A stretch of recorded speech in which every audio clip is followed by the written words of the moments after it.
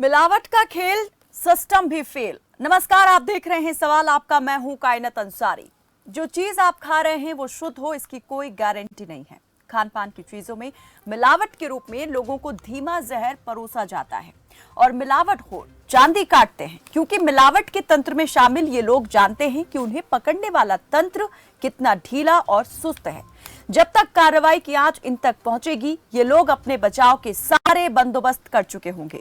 मिलावटी सामान से बने उस धीमे जहर को बाजार में बेचकर मोटा मुनाफा कमा चुके होंगे, क्योंकि इन्हें अच्छी तरह से पता है कि खाद्य सुरक्षा के लिए काम करने वाला विभाग और अधिकारी सैंपल भरने की कार्रवाई से आगे कभी बढ़ते ही नहीं।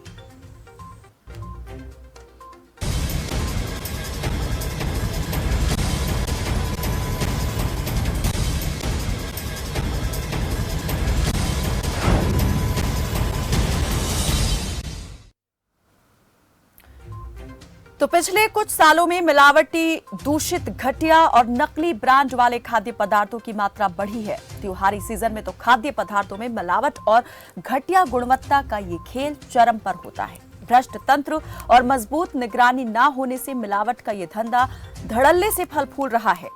लेकिन सवाल ये उठता है कि जिन जिम्मेदार कंधों पर मिलावट के इस खेल को रोकने की जिम्मेदारी है, वो कितनी मुस्तैदी से अपना काम कर रहे हैं। क्योंकि त्योहारी सीजन में मिलावटखोर जहां बहुत पहले ही सक्रिय हो जाते हैं, तो वहीं खाद्य सुरक्षा और स्वास्थ्य विभाग की टीमें आखिरी वक्त में सक्रिय होती हैं। इसका उदाहरण है हालिया वक्त में की गई संबंधित विभाग अधिकारियों की कार्रवाई। फरीदाबाद के बल्लभगढ़ में सीएम फ्लाइंग की टीम ने 28 अक्टूबर को मिठाई की कई दुकानों में छापेमारी की और सैंपल भरे। 29 अक्टूबर को फरीदाबाद के ही नत्थू कॉलोनी स्थित मिठाई के गोदाम पर सीएम फ्लाइंग स्वास्थ्य विभाग की टीम ने संयुक्त कार्रवाई की और खोवा, पनीर और मिठाइयों के सैंपल भरकर जांच के लिए चंडीगढ़ प्रयोगशाला भेजे। तो 30 अक्टूबर को सोनीपत के राई गांव में सीएम फ्लाइंग खाद्य एवं औषधीय विभाग की टीमों ने रसगुल्ला फैक्ट्री पर छापेमारी की और करीब 2 क्विंटल खराब क्वालिटी का रसगुल्ला नष्ट किया। ऐसे में सवाल यही कि मिलावटखोरों के खिलाफ इतने अंतिम समय में की जाने वाली कार्रवाई क्या निर्णायक साबित होगी?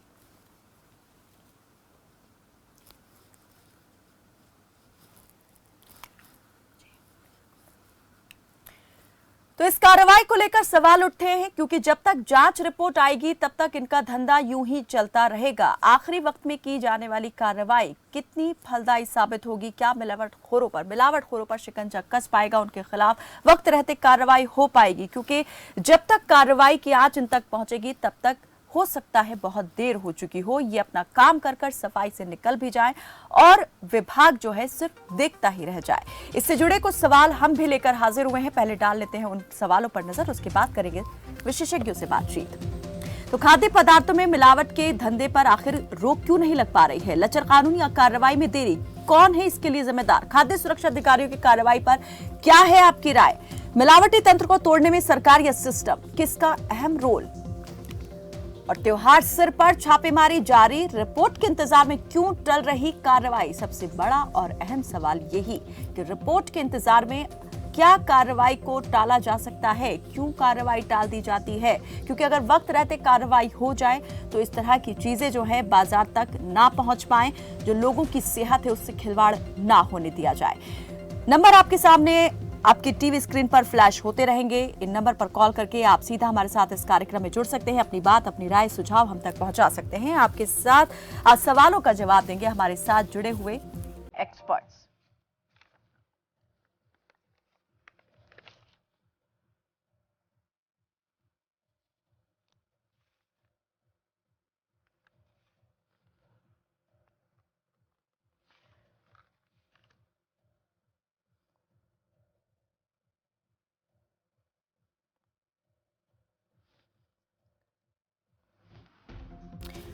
तो आज इस विषय पर बातचीत करने के लिए हमारे साथ जो मेहमान जुड़े हैं उनमें से हैं सतवीर चौधरी, जो हेल्थ एक्सपर्ट हैं, और हमारे साथ जुड़े हुए हैं food safety officer doctor Sandeep Kadyan. बहुत बहुत स्वागत है आप दोनों ही मेहमानों का हमारे साथ इस बातचीत में जुड़ने के लिए। तो सबसे पहले मैं जो हमारे साथ फूड सेफ्टी ऑफिसर जुड़े हुए हैं उनसे पूछना चाहूँगी, सर, त्योहारी सीजन में जैसा कि हम सभी जानते हैं और ये बात जो है जग जाहिर है कि इस तरह के मिलावटखोर जो है बहुत पहले से सक्रिय हो जाते हैं। त्योहार की आमद भी नहीं होती है कि इनका धंधा जोर शोर से फल फूलने लगता है। बाजार में मिलावटी चीजें शुरू हो जाती हैं भेजे जाना। ऐसे में विभाग की कार्रवाई को आप किस तरीके से देखते हैं? अभी तक जो छापेमारी की कार्रवाई हो रही है, क्या आपको लगता है कि ये कार्रवाई बहुत देरी से हो गई है, इसे बहुत पहले हो जाना चाहिए था? मैम, मैं इसको देरी से तो नहीं मानता।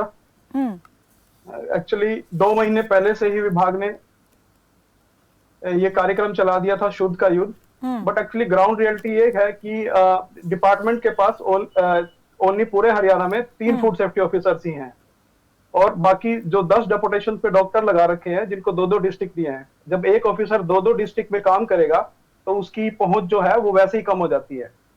इस टाइम में नंबर ऑफ सैंपल्स बढ़ा दिए हैं।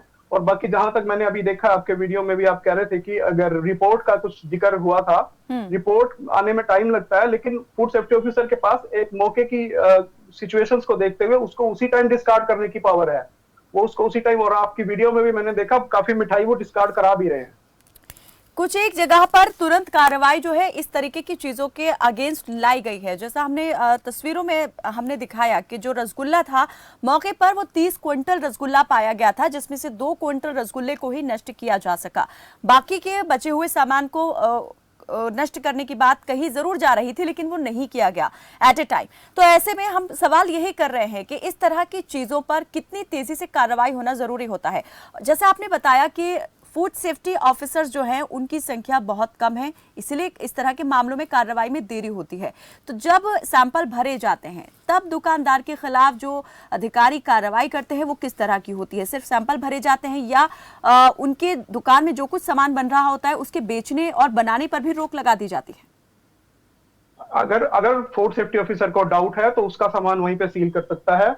सील करने के बाद जब तक रिपोर्ट नहीं आती उसको बेचने के लिए रोक भी सकता है। और एक्चुअली सैंपल जो है वो एक्ट के अनुसार लिया जाता है। एक्ट का 47 जो सेक्शन है उसमें हम सैंपल लेके जांच के लिए भेज देते हैं। लेकिन अगर फूड सेफ्टी ऑफिसर को डाउट आए किसी चीज का, जैसे आपने बताया कि 2 क्विंटल उसी टाइम सील कर दिया, उसमें वो श्योर था कि ये तो बिल्कुल खराब है, उसको तुरंत उसने डिस्कार्ड करा दिया। तो इसमें एक्ट के अनुसार। तो सर, हम ये जानना चाहेंगे इस तरह के मामलों में कार्रवाई को आप किस नजरिए से देखते हैं? क्या आप मानते हैं कि जिस तरीके से कार्रवाई चलनी चाहिए उस तरह से वाकई हो रही है? आपने बताया कि अधिकारियों की संख्या की कमी है, तो ये संख्या कितनी होनी चाहिए मौजूदा वक्त में? किस तरह से आप मानते हैं कि कार्रवाई को आगे बढ़ाना चाहिए ताकि वक्त रहते जो है चीजों को संभाला जा सके, सुधारा जा सके? मैडम, ऐसा है, हरियाणा में ग्राउंड रियलिटी अभी सिचुएशन ये है कि 41 पोस्टें सैंक्शन हो चुकी हैं, और लेकिन ओनली 3 फूड सेफ्टी ऑफिसर हैं। उन 41 जो पोस्ट हैं उनको एचपीएससी के पास भर्ती निकालने के लिए भेजा हुआ है। वो 41 ऑफिसर्स लगाने चाहिए फूड सेफ्टी ऑफिसर, ताकि एक डिस्ट्रिक्ट में 2 हो, 2 डिस्ट्रिक्ट में 1 ना हो, जबकि एक डिस्ट्रिक्ट में 2 हो, और कुछ डिस्ट्रिक्ट में 3-3 पोस्टें भी सैंक्शन है। तो ये संख्या बढ़ेगी तो नंबर ऑफ सैंपल्स भी बढ़ेंगे, नंबर ऑफ कार्रवाई भी बढ़ेगी। कितने लंबे वक्त से चली आ रही है? आखिर क्या वजह इसके पीछे आप देख रहे हैं कि नहीं हो पा रही है पदों पर भर्ती, जो अभी तक रिक्त पद हैं? क्या हमेशा यही जो है संख्या रही है या ये अभी की बात है सिर्फ? पिछले 2 साल से इन्होंने डॉक्टर्स जो हैं इनको डॉक्टर से काम करवा रहे हैं। एक नोटिफिकेशन आया था 2012 में जिसमें सीएचसी इंचार्ज, पीएचसी इंचार्ज और डिस्ट्रिक्ट हेल्थ ऑफिसर को यह पावर दे दी थी कि आप सैंपल भर सकते हैं। उसके बाद से इन्होंने डॉक्टर्स को कुछ डेपुटेशन पे भी लगाया और डॉक्टर से ये काम करा रहे हैं, जबकि 3 फूड सेफ्टी ऑफिसर ही हैं हरियाणा में। और पिछले 2 साल से अभी ये डॉक्टर से आगे फूड सेफ्टी ऑफिसर लगा के काम करा रहे हैं, तो 2 साल से डॉक्टर ही फूड सेफ्टी ऑफिसर का काम कर रहे हैं। चलिए सर, ये तो जी भर्ती प्रक्रिया की बात रही, ठीक है, सरकार वो देख रही होगी कि उसे कब यहाँ पर भर्तियां करनी है, नहीं करनी है। लेकिन हम ये जानना चाह रहे हैं, वक्त वक्त पर जो है निगरानी का काम होता है एक फूड सेफ्टी ऑफिसर का, तो कितने वक्त में आप जो है इस तरह से जाते हैं इन्वेस्टिगेट करने, कहाँ कहाँ पर ये कार्रवाई जो है कब कब अमल में लाई जाती है? और अगर एक जगह पर आप पकड़ते हैं किसी भी तरह की मिलावट को, तो क्या ये जरूरी है दोबारा भी उस जगह पर फिर से वही काम शुरू हो जाए? संभावना हो सकती है, अगर फिर उसको दोबारा भी चेक करना चाहिए। और टारगेट दिए गए हैं हर एक फूड सेफ्टी ऑफिसर का 30 सैंपल्स पर डिस्ट्रिक्ट का टारगेट है, इतने तो उसने लेने ही है।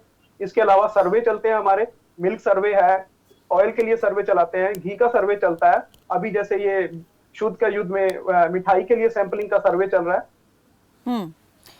सर, एक मैं सवाल का जवाब आपसे जानना चाहूंगी कि अगर पिछले कुछ महीनों की बात कर लें या पिछले कुछ एक आध साल की बात कर लें, तो कितने सैंपल जो हैं विभाग द्वारा भरे गए मिलावटी चीज़ों के, कितने उसमें सही पाए गए रिपोर्ट में, और कितनों पर कार्रवाई अभी तक अमल में लाई गई?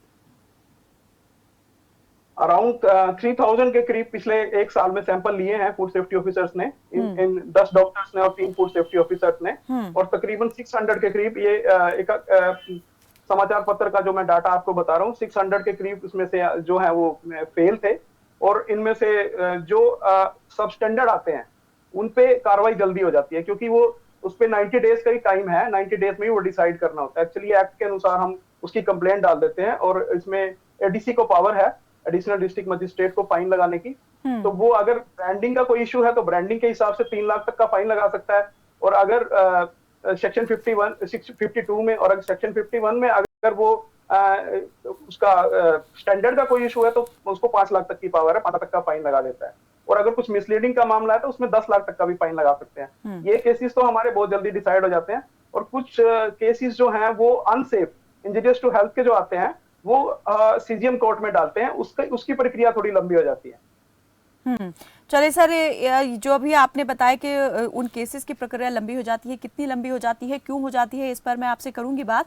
हमारे साथ जो हेल्थ एक्सपर्ट जुड़े हुए हैं सतवीर चौधरी, उनसे भी बात कर लेते हैं। सतवीर जी, आप किस तरीके से देख रहे हैं ये जो मिलावट का गोरख धंधा है, आखिर क्यों इतना तेजी से फल फूल रहा है, और मिलावट जो है अब किस किस तरह की चीजों से होती है, उस पर सेहत को क्या क्या नुकसान उससे होते हैं? धन्यवाद कायनात जी। सबसे पहले तो मैं सभी दर्शकों को दिवाली की अग्रिम शुभकामनाएं देता हूँ। त्योहारों के मौसम में ये आम तौर पे देखने को मिलता है कि दूध की, पनीर की और खोए की कमी हो जाती है। ये होनी ही है, इसमें ये बात है कि पहली बार हुई है, तो ये हर साल का काम। और अब इस समय दिवाली से जब 4 रह गए हैं, नवरात्र खत्म हो चुके हैं, इस समय कार्रवाई करने का ज्यादा फायदा नहीं। फायदा होता और जितना जल्दी हम कार्रवाई करते हैं। पहली बात तो यह है कि इस मामले में जो सैंपलिंग होती है, मेरा ये मानना है कि सैंपलिंग छोटे दुकानदार वाला ऐसे लोगों की सैंपलिंग कर दी जाती है, वो ठीक नहीं है। सैंपलिंग करनी चाहिए बड़ी फैक्ट्रियों की, जहाँ फैक्ट्री है, जहाँ खोया तैयार हो रहा है थोक में, जहाँ पनीर थोक में तैयार हो रहा है, मोटा काम हो रहा है, वहां पे कार्रवाई कीजिए।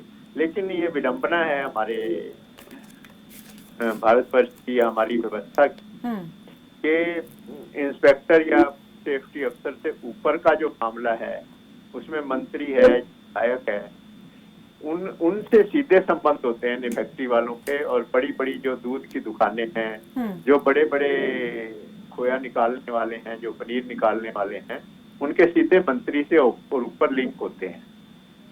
ये भी बात है कि आम तौर पे जो लोकल ऑफिसर है उसको पता होता है कहाँ गड़बड़ हो रही है, लेकिन ये जो टारगेट सरकार रख देती है, इतने टारगेट करने, इतने लेने हैं, वो टारगेट पूरा करने के लिए कि 30 सैंपल लेने हैं तो दूध वाले के सैंपल ले लेगा, छोटे दुकान वाले ले लेगा, और जो असली बड़ी मछली है, जो हमें पता है गड़बड़ कर रहे हैं, उनके सैंपल नहीं लिए। डॉक्टर संदीप कादियान आपकी बात को सुनकर मुस्कुरा रहे हैं। मैं जरूर चाहूंगी कि इस मुस्कुराहट के पीछे का राज क्या है, क्या वो आपकी बात से इत्तेफाक रख रहे हैं। आऊंगी, एक दर्शक हमारे साथ जुड़ गए हैं मध्य प्रदेश से, करीम खान हमारे साथ जुड़े हैं। स्वागत है आपका करीम जी, रखें अपनी बात।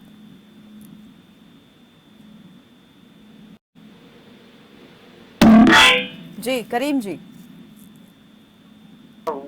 हम सुन पा रहे हैं आपको करीम जी, स्वागत है। हाँ, फूड इंस्पेक्टर साहब बहुत मुस्कुरा रहे हैं अपनी जगह पे बैठ के जी। मैं समझता हूँ कि ऑफिस में ही बैठ के अपनी ड्यूटी को पूरी करते हैं। आज त्योहारों का समय आया है तो आप कार्रवाई कर रहे हो। हम बोलते पूरी ड्यूटी के समय में अगर आप कार्रवाई करते तो किसी की हिम्मत नहीं थी कि वो नकली मिठाई बेच सकता है या मिलावट कर सकता है, लेकिन ये लोग कार्य को कार्यवाहन नहीं देते, पूरी तरीके से करते नहीं। आप इसमें बैठ के इनकी हाल बता रही है। अगर ये डॉक्टर संदीप, देखिए आपके और विभाग की कार्यशैली को लेकर सवाल उठ रहे हैं, इसका कोई माकूल जवाब हम जरूर चाहेंगे कि आपकी तरफ से आना चाहिए। जी बहुत बहुत शुक्रिया। बहुत शुक्रिया करीम खान जी हमारे साथ बातचीत में जुड़ने के लिए। एक और दर्शक संदीप हमारे साथ जुड़े हैं, स्वागत है आपका। संदीप बताएं कहां से बात कर रहे हैं और रखें अपनी बात। नमस्कार मैडम जी, हम भिवानी से बोल रहे हैं जी। जी कहिए। ऐसे है मैडम जी, अब भिवानी शहर के अंदर देख लिया, गांव में देख लिया, वहाँ 90% मिठाई की दुकानों पर सब मिलावटी सामान है। और बार बार किसी को बताया जाए, कहा जाए ये दुनिया को जहर बांट रहे हैं और जहर ही खुआ रहे हैं, जहर दे के मारेंगे लोगों को। न सरकार का कोई नुमाइंदा वहां जाता है, न सरकार को इस चीज की चिंता है, और जो कर्मचारी हैं वो बेबस हैं। अच्छा, आप मानते हैं कि लाचार है जो महकमा है और उनके जो अधिकारी उनके हाथ बंधे हुए हैं? बंधे हुए वो बेबस हैं, वो इतने अधिकारी नहीं जो किसी को पकड़ लें, किसी की सिफारिश करवा देते हैं, वो किसी की बदली करवा देते हैं। समस्या बहुत लंबी है क्योंकि ये बड़े बड़े सिस्टम से जुड़ा हुआ है, सिस्टम सभी समस्या तो है, लेकिन आप कैसे मानते हैं कि सुधार हो सकता है इसमें? क्या होना चाहिए? तो मैडम सुधार का तो एक ही तरीका है कि जब भी जिस आदमी को भूखे पकड़ा जाए उस आदमी के खिलाफ सख्त कार्रवाई की जाए। और एक आदमी को भी आज तक हमने तो देखा नहीं, सुना नहीं भी इस आदमी के ऊपर फाइन लगा के इसको अरेस्ट कर लिया गया है या इसको कुछ किया गया है। किसी भी दुकान में चले जाओ मैडम, आज कोई भी ऐसी दुकान नहीं है, आप मिठाई छोड़ दीजिए, हल्दी मिर्च है इसमें चले जाइए, धनिया है इसमें चले जाइए, मिर्च मसाले तेल और सभी चीजों में जो खाद्य सामग्रियां हैं, तेल का तो मैडम ऐसा हाल है जैसे गरीस खुआ रहे हैं लोगों को। घी है ये भी बेकार है। अब वो तेल बोलते हैं कच्ची घानी का, और वो पता नहीं किस चीज का, उसमें ऐसी बदबू आ रही है कि कोई खा नहीं सकता, आदमी खा ले तो उसके हजम नहीं होता। चलिए, बहुत बहुत शुक्रिया हमारे साथ जुड़ने के लिए इस बातचीत में। एक और दर्शक अम्बाला से राजवीर हमारे साथ जुड़े हुए हैं, स्वागत है आपका राजवीर जी, रखें अपनी बात। हाँ मैडम जी, मैं ये कहना चाहता हूँ कि हमारा ये जो त्योहारों के आसपास जितना भी ये मीडिया दिखाता है कि ये अडल्ट्रेशन है, ये सारा साल ही चलता है। बेसिकली ये त्योहारों के आसपास नहीं होता, ये सारा साल ही यहाँ पे जो है ना अडल्ट्रेटेड मटेरियल बिकता रहता है। आज की डेट में आप देखिएगा कि मार्केट के अंदर जितना भी देसी घी जिसको ये बोलते हैं वो सारा का सारा बेसिकली नकली है, क्योंकि 400 रुपए में देसी घी मिल ही नहीं सकता। और उसके ऊपर बड़े बड़े एडवर्टाइजमेंट होते हैं कि ये गाय का देसी घी है। 50 रुपए तो दूध है, उसमें से 5 किलो निकले, क्विंटल में से कैसे इकोनॉमिक्स निकलेगी इसकी? ये हो ही नहीं सकता। सेकेंडली जो हमारा जो तंत्र है वो बहुत बुरी तरह से करप्ट है।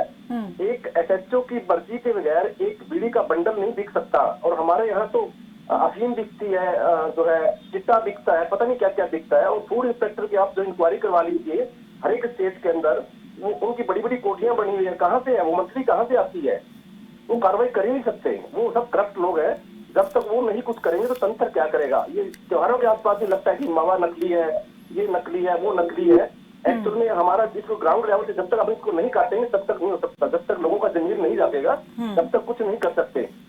चलिए, बहुत बहुत शुक्रिया राजवीर जी, बहुत शुक्रिया राजवीर जी हमारे साथ इस बातचीत में जुड़ने के लिए। तो यहाँ पर नैतिक जिम्मेदारी लेने की बहुत ज़्यादा ज़रूरत है। क्या कहेंगे आप इस पर, फूड सेफ्टी ऑफिसर साहब संदीप जी? जो अभी लोग हमारे साथ यहाँ पर जुड़े, उन्होंने जो कुछ बात यहाँ पर की, सवाल उठाए विभाग की विश्वसनीयता को लेकर, कार्यशैली को लेकर, उस सब पर एक बड़ा सवालिया निशान यहाँ पर लगा दिया है उन अधिकारियों की काम करने के रवैये पर, कि कैसे वो काम करते हैं और क्यों नहीं काम करते हैं। मैडम ऐसे है, काम करने के लिए ऑफिसर होने भी चाहिए। अभी जो लगे हुए हैं वो डॉक्टर्स हैं, वो फूड सेफ्टी ऑफिसर नहीं है। वो डेपुटेशन पे as a food safety officer काम कर रहे हैं, वो सिविल हॉस्पिटल के डॉक्टर्स हैं। सिर्फ हरियाणा में इस समय 3 ही फूड इंस्पेक्टर हैं, फूड सेफ्टी ऑफिसर डेपुटेशन पे लगाया गया है। और जहां तक इन्होंने बताया था कि ये जब से डॉक्टर्स लगे हैं फैक्ट्रियां पकड़ी जा रही हैं, और अभी इन पे फायरिंग की गई है। वहां पे मेवात में एक डॉक्टर सचिन शर्मा है, उनके ऊपर फायरिंग की गई है, उन्होंने पनीर नष्ट करवाया है। और वहां पे पुलिस को भी डंडे मारे गए हैं, उसमें FIR उनकी दर्ज करवाई है। तो कोशिश कर रहे हैं डॉक्टर अपनी काम करने की। जब तक इस पोस्ट पे हैं वो काम करेंगे। सरकार को चाहिए कि ये 41 पोस्टों पे इनको फूड सेफ्टी ऑफिसर लगाए, जो जिस पोस्ट का आदमी है उसको लगाए, उनसे काम कराए। और HPSC से ये भर्ती निकाले और इनकी ये जो पोस्टें हैं इनको भरे। नंबर ऑफ ऑफिसर बढ़ेंगे तो नंबर ऑफ कार्रवाई भी बढ़ेगी। और जिस तरीके से हमारे साथ जो दर्शक जुड़े उन्होंने कहा कि अभी तक कितने ऐसे लोगों को जो मिलावट करते हैं, मिलावट हो रहे हैं, कितने लोगों को पकड़ा गया है? क्या आप मानते हैं कि सिर्फ जो आर्थिक दंड है वो लगा देना ही काफ़ी है? क्योंकि ऐसे लोग जो इतने बड़े पैमाने पर मिलावट करते हैं उनके लिए कोई बड़ी बात नहीं है 3 लाख, 5 लाख या 10 लाख तक का जुर्माना भर देना, उनके लिए बहुत मामूली सी रकम है ये। क्या आप मानते हैं कि उनको जो है और ज़्यादा कड़ी सज़ा देने की जो है वो जरूरत है, प्रावधान ऐसा होना चाहिए? क्या अभी तक किसी ऐसे मिलावटखोर को सजा दी गई है? मैडम ऐसे हैं, कोर्ट में ऐसे केसेस हैं, मुझे पता है। फरीदाबाद में एक तो अभी सजा हुई है 6 मंथ की, करनाल में एक 6 मंथ की सजा हुई है, बट लेकिन अपील में चले जाते हैं, सेशन में अपील डालेंगे, फिर कोर्ट हाई कोर्ट में अपील डालेंगे, उसके बाद फिर जो सब फाइनल हो जाएगा उसके बाद वो सजा चलेगी उनकी। तो ये प्रक्रिया है हमारे कोर्ट की। इसमें एक्ट में संशोधन किया जाए, वहीं मौके पे फाइन लगाने की पावर दी जाए, मौके पे उसको दंडित करने की पावर दी जाए, तो ये एक्ट में अगर ऐसे संशोधन हो जाए तो फिर ये और भी कार्रवाई तो ज्यादा बढ़ जाएगी इससे। यानी अभी आप मानते हैं कि जो शक्तियां दी गई हैं अधिकारियों को, जो विभाग के पास शक्तियां हैं वो नाकाफी हैं और उन्हें और ज्यादा बढ़ाए जाने की जरूरत है। तो क्रमवार हम चाहेंगे, जरा आप पहले बताएं कि एक अधिकारी के पास शक्तियां कितनी हैं और उनको किस तरह से और बढ़ाए जाने की जरूरत है, ताकि ये जो सारा गोरख धंधा है इस पर लगाम लग सके, खौफ बैठ सके मिलावटखोरों के दिल में। फूड सेफ्टी ऑफिसर पर पहले तो मैं यही कहना चाहता हूँ, मौके पे ही उसको डिस्ट्रॉय करने की पावर है। अगर उसने देख लिया कहीं क्या पड़ी है, कोई अडल्ट्रेटेड है, वो श्योर है ये तो खराब चीज है, वो उसको उसी टाइम डिस्ट्रॉय कर सकता है, उसको सीज कर सकता है मटेरियल को, वो रिपोर्ट के वेट तक उसको नहीं बेचने दे, रिपोर्ट आएगी उसके बाद उसको डिस्ट्रॉय कर दे, और फिर उस पे जो रिपोर्ट आई उसी हिसाब से वो सेक्शन 59 लगा के हम उसको सीजेएम कोर्ट में एप्लीकेशन लगाते हैं, उसकी पूरी कार्रवाई चलती है। कार्रवाई के नाम पे मुझे याद आया, आपने एक बात पहले कही थी कि जो मामले इस तरह से कोर्ट के अंदर चले जाते हैं उनकी प्रक्रिया बहुत ज्यादा लंबी हो जाती है। वो हम जरा जानना चाहेंगे, वो प्रक्रिया इतनी लंबी क्यों हो जाती है, क्या कारण है उसके पीछे? एक कोर्ट केस की तरह कोर्ट केस ही चलता है, क्योंकि ये क्रिमिनल केस ही चलता है। इसमें सेक्शन 59 के अंदर एप्लीकेशन लगाई जाती है, उसमें हमको अपने गवाह देने होते हैं, जो मौके पे हम विटनेस लेते हैं उस विटनेस को देंगे, सारे बयान देंगे, फिर उसके बाद उसको क्रॉस करेंगे। तो उसके बाद उस प्रक्रिया में जो जैसे जैसे कोर्ट में डेटें लगती जाएंगी, वो जैसे जैसे उसको डॉक्टर सतवीर चौधरी, आप क्या मानते हैं कैसे इस सब पर लगाम लगाई जा सकती है? सिस्टम की जो लाचारी है या मजबूरी है वो तो सामने आ गई है, आगे क्या मानते हैं सरकारों को कैसे कदम उठाने की जरूरत है? सरकार को उच्च स्तर पर कार्रवाई करनी पड़ेगी, मंत्री लेवल पर, मुख्यमंत्री लेवल पर कार्रवाई करनी पड़ेगी, क्योंकि जो लोकल एमएलए है, लोकल जो मिठाई वाला है, वो अमीर आदमी है, पावरफुल है, वो इंस्पेक्टर को, फूड सेफ्टी ऑफिसर को कुछ नहीं समझता, क्योंकि उसके ऊपर लिंक है। अब खाता पूर्ति के लिए हम दूध वाले का, छोटे दुकानदार का सैंपल ले लें, उससे बात नहीं बनती। सजा तो आगे की बात है, पहले प्रॉपर सैंपलिंग नहीं हो पाती, तो पहले प्रॉपर सैंपलिंग हो। एडीसी को पावर है, एडीसी एसडीएम को साथ भेजे, खुद जाए, जैसे मर्जी करे, जिले में वो जिम्मेवार हो। जिस जिले में ज्यादा मिलावट है उसमें एडीसी जिम्मेवार। एक तो बिल्कुल सबसे पहली जरूरत जो हमने अभी यहाँ पर इस कार्यक्रम के दौरान महसूस की वो यही कि जो संख्या कम है, जितने पद यहाँ पर स्वीकृत किए गए हैं फूड सेफ्टी ऑफिसर्स के, सबसे पहले उन्हें भरे जाने की जरूरत है, उसके बाद जो है कार्रवाई बिल्कुल कॉपी है सीएम को और हेल्थ मिनिस्टर को भेजें, ताकि जो कमियां भरने के लिए कार्रवाई है वो तुरंत करें। बहुत बहुत शुक्रिया जी, बहुत शुक्रिया आप दोनों मेहमानों का हमारे साथ इस बातचीत में जुड़ने के लिए। तो खाद्य एवं औषधि प्रशासन विभाग बाजार में बिकने वाली खान पान की वस्तुओं पर निगरानी रखता है। विभाग में तैनात फूड इंस्पेक्टर समय समय पर खाद्य पदार्थों की चेकिंग करके सैंपल भरते हैं, जिन्हें जांच के लिए प्रयोगशाला भेजा जाता है। जांच रिपोर्ट आने पर अगर साधारण मिलावट की पुष्टि होती है तो एडीएम कोर्ट में वाद दायर किया जाता है। लेकिन मिलावट पर लगाम लगाने के लिए काम करने वाले हमारे महकमे और इनसे जुड़े अधिकारी जितनी गंभीरता और मुस्तैदी से काम कर रहे हैं, उसे देखकर यही कहा जा सकता है कि अभी दिल्ली दूर है और इस मामले में हमारी सरकारों को भी जरूरी कदम उठाने की बेहद जरूरत है, क्योंकि जब तक अधिकारियों की जो संख्या है वो पूरी नहीं हो पाएगी, तब तक उनसे जिम्मेदारी पूरी तरीके से निभाने की उम्मीद जो है वो भी ना के बराबर है। फिलहाल के लिए मेरे साथ बस इतना ही। आप देखते रहें खबर फास्ट। नमस्कार।